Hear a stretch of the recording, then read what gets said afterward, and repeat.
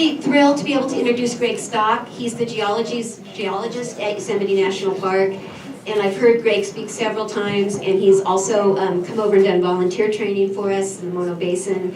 And he has really brought geology alive for me personally. He's one of the best interpretive speakers on geology I've ever heard. Yes. So we're thrilled he and Sarah were able to come over to the east side today and be a part of our program. So Greg Stock from Yosemite.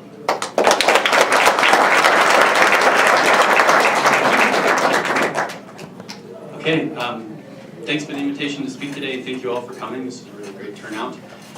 So I'm a geologist, and so I'm going to talk to you a little bit more about the geological aspect of climate change, and one of the things I want to do is tell you about the glaciers in Yosemite and what's happening in the glaciers. You probably already know the basic story, which is they're rapidly retreating. But what I hope to do also is, by showing you some geological evidence, which Connie touched on, give you a sense of why what's happening now to these glaciers and in the high country is different than what's been happening in terms of natural climate change for millions and millions of years. Okay? I think that's an important thing for everyone to try to understand. So here's my hometown. This is obviously Yosemite Valley. We are gearing up for President Obama's visit tomorrow. So, yeah, very cool thing. We're very excited and a little nervous about how it's going to go. But I mean, it's mostly a family visit, but he is also going to deliver some remarks on Saturday, I think, about climate change in Yosemite National Park. So it's exciting. Yeah, clearly, I hope clearly to you, Yosemite is a glaciated landscape, formerly glaciated landscape, right? Flip open any geology textbook and look for glacial canyon. This is probably what you're going to see in that textbook. Yosemite Valley is just a classic example of a landscape that's been sculpted by glaciers. And we do have a few small glaciers left in the park, and I'll be talking about those, but for the most part, you don't see much ice anymore in Yosemite, right? So you see the evidence of past glaciers, and only small glaciers still remaining. So that right there is a sign that climate has changed naturally through time, right? To get a sense of what this looks like, this is a model-based animation that we produced many years ago now, I guess. This is showing Yosemite from, I don't know, 50,000 feet, looking sort of southeast. That's Mono Lake, the Pleistocene Mono Lake in the background that's fluctuating in size as well as the glacier is advancing and retreating. So we're showing this at a time period from 30,000 years ago to 10,000 years ago, during, basically exactly during that period that Connie was showing you, coming out of the last glacial period. You want to see that again? We could just watch it all day. This is the Tuolumne Canyon right here, by the way, and Yosemite Valley's over here. Notice that Yosemite Valley does not contain the larger glacier.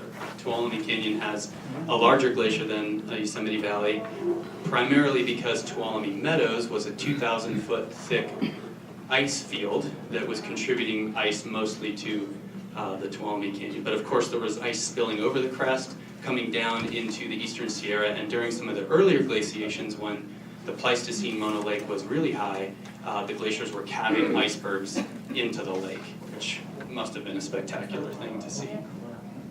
So again, I just showed you there are 30,000 years of what we think natural climate change might have looked like, with glaciers fluctuating, advancing during the cold periods, retreating during the warm periods. And this sort of sawtooth squiggle pattern you've seen before. Connie showed that for a longer time period, but here we're looking at 650,000 years of natural climate change. And so this is time along the bottom. The present is way over there on the right side, so this is thousands of years before present. And I'm basically showing two records. On the bottom in red is a proxy for temperature change, global temperature change.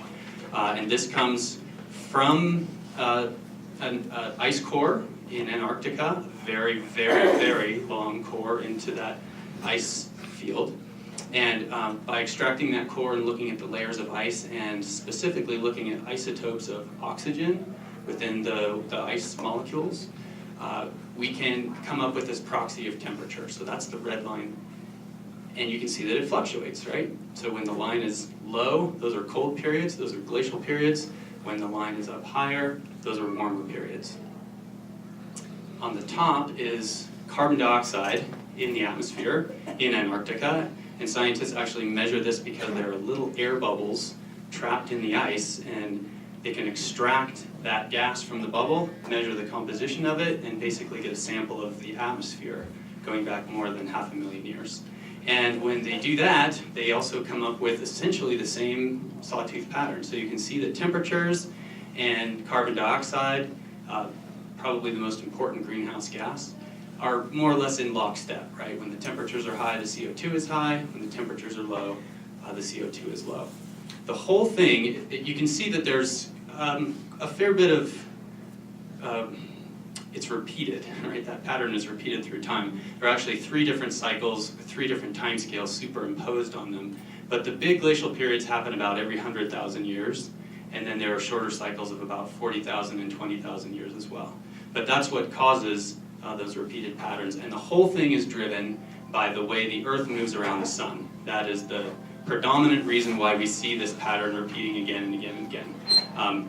The Earth doesn't have a perfectly circular orbit around the sun. It's elliptical, and the shape of that ellipse changes with time. Also, the amount that the Earth is tilted on its axis, tilted away from the sun, tilted toward the sun, that changes as well.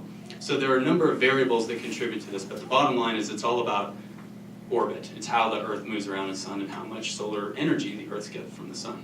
And then the reason that the CO2 is locked with the temperature is that the CO2 basically represents the amount of carbon dioxide in the carbon cycle. So it's moving from the oceans to the atmosphere. Some of it is in forests, some of it is in permafrost, and all of those things relate to temperature as well, right? So for just one example, when you warm up the oceans, it can hold less carbon dioxide. That carbon dioxide goes into the atmosphere. So there are a number of feedbacks that cause the CO2 and the temperature to be linked. Does that make sense? Mm-hmm. And we're just talking about past natural climate change right now. So again, this repeated glacial, interglacial cycle is what allows glaciers to grow in the Sierra Nevada and then shrink back, and then grow again and shrink back. And it's happened dozens of times over the past few million years. Glaciers, first of all, we should ask, what is a glacier? My answer is a persistent body of dense ice that moves under its own weight. Right? So it's made of ice. That ice lasts from year to year, and that ice, if it gets more than 100 or 200 feet thick, will start to flow downhill under its own weight. But when there's water underneath the glacier, it will also slide along the bottom of the glacier, but it moves. That's a hallmark signature of a glacier, is that it's moving down slope. It typically will occupy the pre-existing river canyons, fill them with ice. This is an example from the Swiss Alps. I haven't seen this glacier before, but I love this photograph. It's such a cool looking glacier. So you can see that the ice is accumulating up in the mountains as snow. It's snow that falls in the winter, but it's so cold up there it does not melt in the summer.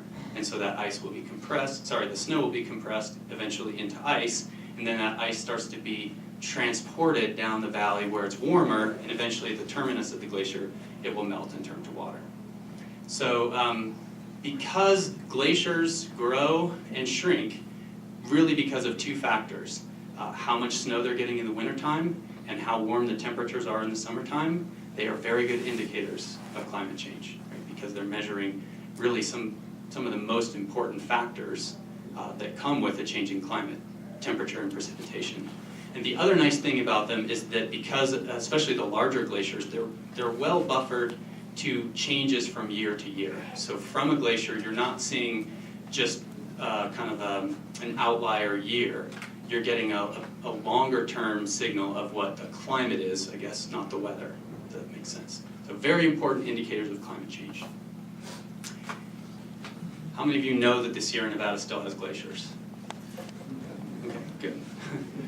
A lot of people don't know that. They don't realize that there are still little patches of ice and some glaciers up in the highest part of the Sierra Nevada. So on this map here, this is actually a map from 1980, so it is dated now. I guarantee you that a lot of those red dots no longer exist, but that's the last time we had a real comprehensive survey of glaciers and ice patches in the Sierra Nevada. You can see all those spots in red there. They're up high, and they are almost always tucked into cirques, those big amphitheaters, glacially carved amphitheaters around the highest peaks. And they are in the cirques that face north or northeast, because that's where they're shaded and where the ice can persist the longest. This is the photograph of the largest glacier in the Sierra Nevada presently. Anybody know what that is? Palisade Glacier. Yeah, that is the largest glacier in the Sierra Nevada. The second largest glacier is one that I'll be talking about, the Lyell Glacier in Yosemite National Park. So we have glaciers, we have ice patches, we have perennial snowfields. Of those, probably 120-ish are true glaciers. I suspect that if we were to do a really thorough survey of those this year, that number would be quite a bit smaller, but that's sort of the best we know. And then these are the two glaciers that I want to introduce you to today, if you haven't been there. These are really the two remaining glaciers in Yosemite National Park. This is the Lyell Glacier here, composed of two parts. Originally it was connected here, but it's sort of fragmented into Lyell West and then Lyell East here. And then around this ridge, this is the McClure Glacier here. So the two glaciers sit almost side by side. This, by the way, is Mount Lyell, the highest peak in Yosemite National Park, just over 13,100 feet. So this is an oblique air photograph taken by the USGS in 1972. In 2014, a friend of mine was able to basically occupy the same space in the air because of Google Earth-based tools. He could figure out exactly what coordinate to get the plane to in order to repeat that photograph. So let me go back. 1972, 2014. Right, so there's a lot of change there in most of our lifetimes. You can see that the eastern part of the Lyell Glacier has especially retreated back, so there's really just kind of two main patches left to it. And I'll talk more about this, but that is basically bedrock poking through the western lobe of the Lyell Glacier, which is not a good sign either. Okay, so I've been studying the glaciers for about 10 years. I first went up there in 2006. And so I've spent a lot of time up there, but I have to say I've only recently really started to appreciate the amazing record of human history up at the glaciers. And for now, I'll just be starting with the history of documented scientific research. And amazingly, or maybe not, depending on how well you know John Muir, he was the first person to actively study the McClure Glacier, the Lyell and McClure Glacier. And just as a quick backstory, you all know that Muir was a really impressive naturalist and observer. He had observed the evidence of glaciers in Yosemite and suggested that that landscape was carved by glaciers, especially Yosemite Valley. And that was rather an unpopular suggestion as far as some of the other more learned geologists in California at the time. So Muir was engaged in a little bit of a rhetorical battle with Josiah Whitney, who was the head of the California Geological Survey, for whom Mount Whitney is named. Whitney thought that Yosemite Valley was caused by earthquakes and downfaulting of the crust to create Yosemite Valley. Muir said no, it was carved by glaciers.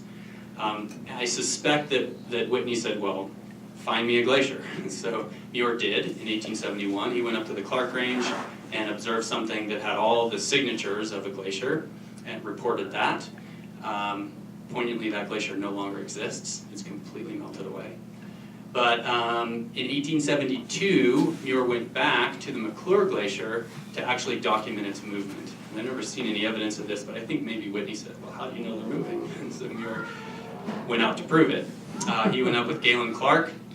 They planted 5 stakes made of white bark pine, which they probably cut down somewhere up near tree line, and they planted those stakes into the McClure Glacier on the 21st of August, 1872. They came back 46 days later, measured how much they'd moved, and found the displacement to be 47 inches, which basically works out to about an inch per day of movement. So they're small glaciers, they're not moving fast, but that's a measurable amount of change over 46 days. So a living glacier, and ultimately people came to accept Muir's version of glaciers and the importance of sculpting the Sierra landscape with that tool. Next, after Muir came the U.S. Geological Survey. They Israel Russell, for whom the Pleistocene Mono Lake is named, Lake Russell. He was sent by the U.S. Geological Survey mostly to survey the Mono Basin for the rail line that extended across the east side of the lake. But he was a geologist. He got very absorbed in the entire geological story of the Mono Basin, which is fabulous, as you know. And so in exploring the watershed, he ended up at the Lyell and McClure glaciers in 1883. And they made the first map of both glaciers, shown here. This is kind of interesting to me, this label that says moraines now forming. A moraine is the rocky ridge of debris that where the debris is being deposited along the glacier margin. And the fact that the glacier was right up against those moraines in 1883 means that it was basically at its maximum little ice age position at that time. So that's an important observation. And they also took some great photographs. Here, for example, is a photograph from 1883 of the eastern lobe of the Lyell Glacier. So very clear photographs at that time. After the USGS came the National Park Service. And the Park Service was urged by Francois Mathis, a USGS geologist, to start monitoring the glaciers. This was in 1930, I think well before any sense of anthropogenic climate change. But Mathis knew that glaciers were sensitive indicators of a changing climate, so we ought to go monitor them. And I'm pleased to say that the Park Service did exactly that every year from, well, 1931 until World War II. They went up there every year and made basic measurements of the glaciers. They faltered a little during World War II, but they picked it up again in 1944, 45, and took it basically to 1975, and then it faltered again. And the measurements had stopped essentially until I picked them up again in 2006. But we have a very great record of their work up there, and here's some classic photographs of them doing their thing. Stretching a tape measure to measure how far it is from the terminal moraine to the edge of the glacier. Doing a very rudimentary survey across the surface of the glacier to measure the surface of the ice through time. And they took a lot of photographs. Again, it's basic data, but it is so important now. Here's some more great photographs of these guys, all guys at that time. And check it out, they're wearing a Class A Park Service uniform. They've got flats, the flat hats and ties. Looking very professional up there while they're exploring ice caves and jumping across crevasses and all that stuff. So they set a high bar.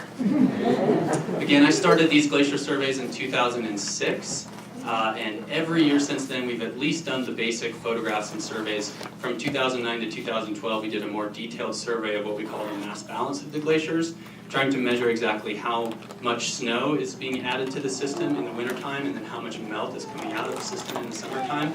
So we had a meteorological station up there. This, by the way, was in place during the Devil's windstorm. It had measured 124 mile per hour gust until the whole thing blew off the ridge. And then we also were going up in the early season at that time and digging snow pits all the way down to the ice surface to measure the ice, the snow depth and density. And then we had stream gauges in the streams to measure how much water's coming out. In case you're wondering, yes, I did one day go into an ice cave, try it out. It's hard work. In addition to the basic measurements of glacier size, I also thought in 2012 it would be pretty interesting to try to reproduce John Muir's measurement made in 1872 of movement of the McClure Glacier. Right, that would be 140 years to the day, if we could do it, to see what the glacier is doing now. And the first thing I should say is that the glacier in 2012 was about 65% smaller than it was in 1872, so less than half the size, right? So it's shrunk a lot. Is it still moving? So to remind you, Muir put these stakes in the glacier, came back 46 days later, measured how much they had moved. I tried to find a description of how he did this. All I could find is that he used a plumb bob made of a stone and a black horsehair. So we did not use those methods, but basically we're doing the same thing, which is to put stakes into the ice, right? And you measure them from a position off the ice on the bedrock that's not moving, and you track how much the stakes move through time. One of the really cool things about digging into the written information about the glaciers is that I found reference to Park Service rangers in the 1930s finding a piece of white bark pine up on the McClure Glacier, and they brought it back to the park museum. And I didn't know anything about this, our museum didn't know anything about this, but I asked them to dig around and they found one of Muir's stakes in the archives. It's broken in half, but it's basically a 7-foot tall spear of white bark pine, and you can still see the axe marks on it. I got to hold it in my hand, which was really cool. So yeah, another connection to history. We did not use white bark pine, wanted to protect the trees. We used PVC pipe instead, and we inserted into the glacier. But again, the same deal. We measured them with laser rangefinders and global positioning systems, but again, the essence of the measurement is the same. And to me, the most amazing thing, and I'll spare you the plots and charts, it's the same result.